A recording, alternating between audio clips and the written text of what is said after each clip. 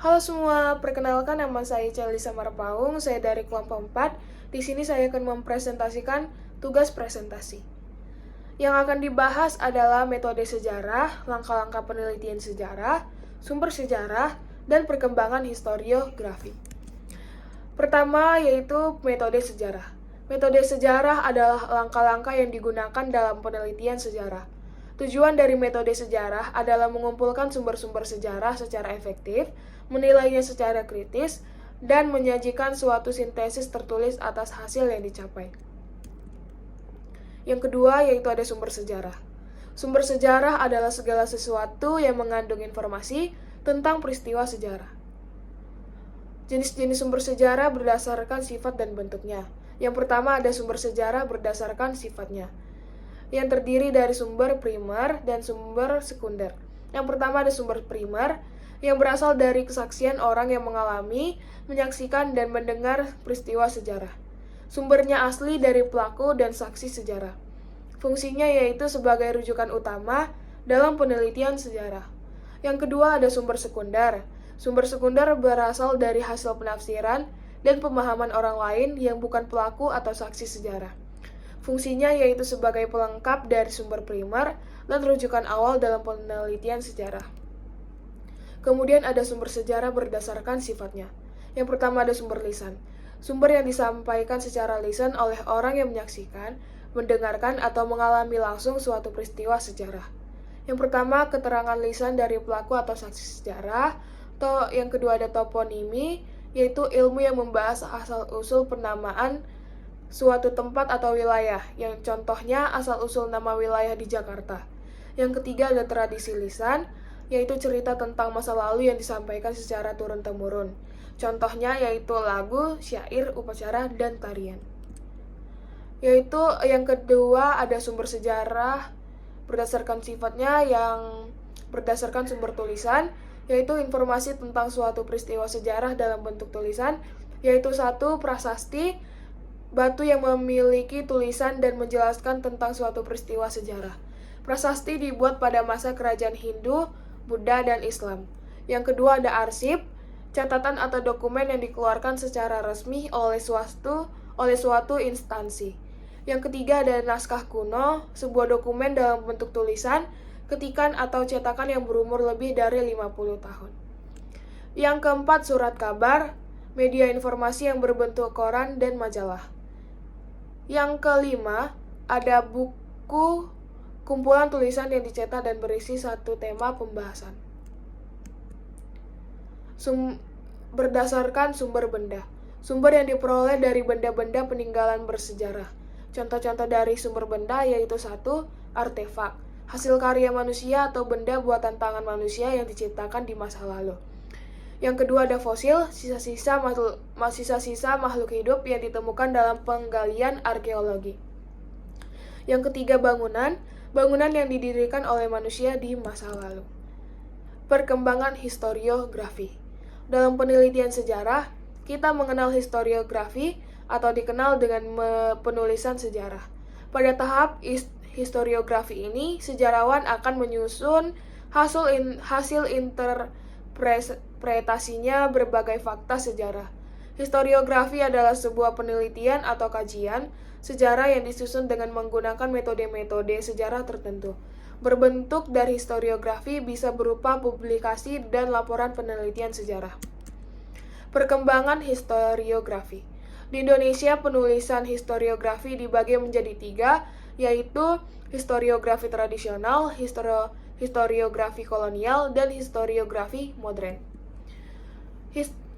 Saya akan menjelaskan historiografi tradisional. Historiografi tradisional adalah tulisan sejarah dari masa kerajaan Hindu-Buddha, masuknya Islam di Indonesia, dan kerajaan-kerajaan Islam. Ciri khas dari historiografi tradisional adalah berpusat pada istana, raja, dan bangsawan. Hal ini karena dalam historiografi tradisional banyak menuliskan sejarah yang berkaitan dengan kekuasaan dan penguasa. Selain itu, historiografi tradisional juga berpusat pada kedaerahan karena banyak menuliskan sejarah suatu daerah tertentu. Historiografi kolonial. Historiografi kolonial adalah tulisan sejarah yang berasal dari masa kolonial dan imperialisme di Indonesia. Ciri khas dari historiografi kolonial yaitu Eropa sentris yang memusatkan pada tulisan sejarah tentang berbagai bangsa Eropa yang pernah berkuasa di Nusantara. Hal ini karena historiografi kolonial ditulis oleh sejarawan dan ilmuwan Eropa. Pandangannya cenderung berangkat dari kacamata bangsa Eropa. Yang ketiga, historiografi modern. Historiografi modern adalah penulisan sejarah yang menempatkan rakyat Indonesia sebagai pelaku sejarah dari sejarahnya sendiri. Hal ini dilakukan dengan menerapkan studi kritis. Ciri khas dari historiografi modern adalah Indonesia sentris. Contohnya buku karya Sartono Kardodirjo dengan judul Pemberontakan Petani di Banten tahun 1888. Ciri lainnya dari historiografi modern adalah untuk membangun rasa nasionalisme dan identitas suatu bangsa.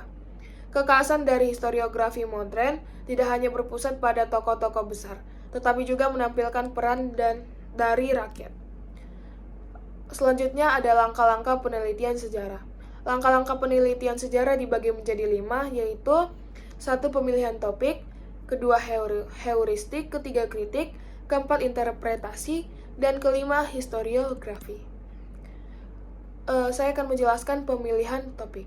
Sebelum melakukan proses penelitian sejarah, seorang pahlawan perlu melakukan pemilihan topik penelitian dengan tujuan agar dalam melakukan pencarian sumber-sumber sejarah dapat terarah dan tepat sasaran. Topik penelitian harus memenuhi beberapa syarat, yaitu 1. Topiknya harus menarik, dalam artian menarik sebagai objek penelitian dan unik. Topik sebaiknya dipilih berdasarkan kedekatan emosional dan kedekatan intelektual. 2. Substansi masalah dalam topik harus memiliki arti penting. 3. Masalah yang tercakup dalam topik memungkinkan untuk diteliti. 4. Kesatuan. Artinya unsur yang dijadikan dalam penelitian mempunyai satu kesatuan ide. Yang 5. Orisinal. Dan yang 5. Praktis. Selain itu dalam proses pemilihan topik peneliti. Selain itu, dalam proses pemilihan topik peneliti harus memperhatikan kedekatan emosional dan kedekatan intelektual terhadap topik yang dipilih. Kedekatan emosional berarti peneliti suka terhadap topik yang dipilihnya. Sedangkan kedekatan intelektual berarti peneliti menguasai topik yang dipilihnya. Agar dapat memilih topik dengan baik, ada beberapa kesalahan yang harus dihindari sejarawan. Dalam bukunya yang berjudul Pengantar Ilmu Sejarah, Kunto Wijoyo menjelaskan beberapa kesalahan yang harus dihindari sejarawan dalam pemilihan topik, yaitu 1. Kesalahan baconian, artinya pendapat bahwa tanpa teori, ide, konsep, paradigma, praduga, hipotesis, atau generalisasi yang lain, penelitian sejarah dapat dilakukan. 2. Kesalahan terlalu banyak pertanyaan. 3. Kesalahan pertanyaan bersifat dikotomi. Yang kedua, heuristik atau pengumpulan sumber. Heuristik adalah tahap untuk mencari, menemukan, dan mengumpulkan sumber-sumber sebagai data agar dapat mengetahui segala peristiwa atau kejadian sejarah masa lampau yang relevan dengan topik atau judul penelitian. Agar pengumpulan sumber informasi sejarah dapat berlangsung dengan baik, berikut beberapa kesalahan yang harus dihindari, yaitu 1. Kesalahan holisme adalah kesalahan yang terjadi akibat sejarawan memilih suatu bagian yang penting dan menganggap pemilihan bagian tersebut dapat mewakili keseluruhannya.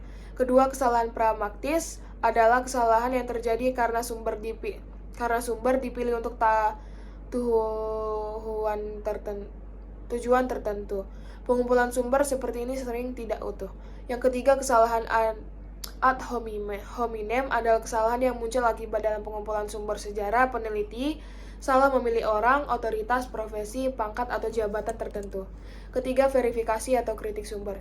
Verifikasi adalah kegiatan memeriksa, mengoreksi, serta menilai sumber-sumber sejarah. Ada 2 macam sumber kritik sejarah, yaitu kritik internal adalah penilaian terhadap keaslian dan kebenaran isi sumber sejarah, baik keterangan lisan maupun keterangan tertulis. Kritik ini dilaksanakan dengan cara membandingkan sumber sejarah yang berbeda-beda. Sebagai contoh, membandingkan naskah teks proklamasi kemerdekaan Indonesia yang ditulis tangan oleh Insinyur Soekarno dengan naskah teks proklamasi kemerdekaan Indonesia yang diketik oleh Sayuti Melik.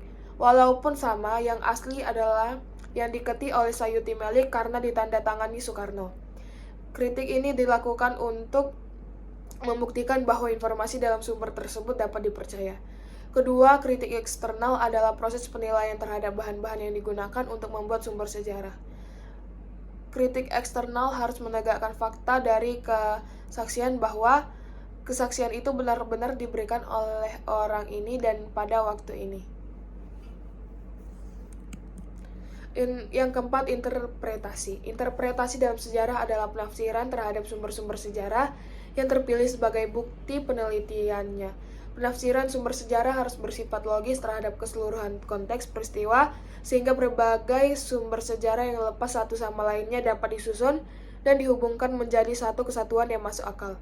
Berikut beberapa kesalahan yang harus dihindari sejarawan agar objektivitas sejarah dapat disajikan dengan baik. 1. Kesalahan pars pro toto terjadi karena ada anggapan bahwa bukti hanya berlaku untuk keseluruhan. Yang kedua, kesalahan totem pro parte merupakan kebalikan dari kesalahan pars pro toto. Sejarawan mengemukakan seluruhnya, padahal yang dimaksud adalah bukti untuk sebagian. Ketiga, kesalahan yang menganggap pendapat umum sebagai fakta. Yang kelima, historiografi. Historiografi adalah proses penyusunan fakta-fakta sejarah dan berbagai sumber yang telah diseleksi dalam sebuah bentuk penulisan sejarah. Dalam proses penulisan sejarah harus memperhatikan beberapa hal berikut. 1.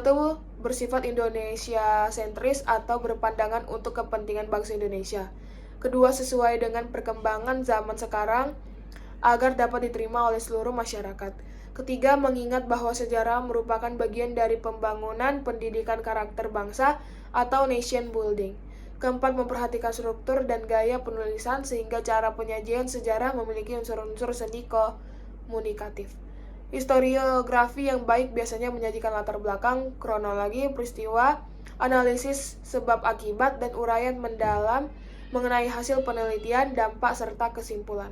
Penulisan sejarah ada dua bentuk, yaitu penulisan yang bersifat deskripsi naratif dan deskripsi analitis. Penulisan yang bersifat deskripsi naratif lebih banyak cerita sesuai yang diinformasikan sumber sejarah. Sedangkan penulisan yang bersifat deskriptif analitis pada dasarnya mencoba menjawab pertanyaan-pertanyaan yang telah diajukan. Sekian dari saya, terima kasih. Bye-bye. Audio Jungle.